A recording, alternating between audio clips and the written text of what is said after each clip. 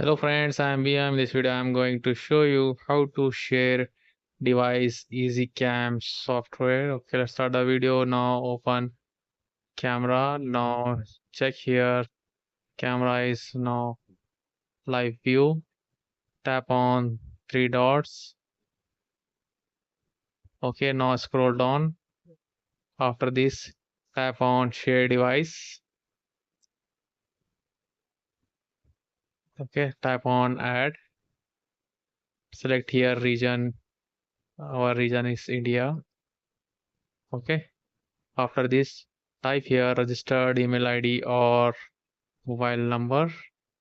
Okay. After this, tap on done. Now request is sent to registered user. Now open user mobile and check. This is our notification. Now check device is added successfully. Now tap on device. Check live view. Okay. That's it. Thank you for watching me. See you on next.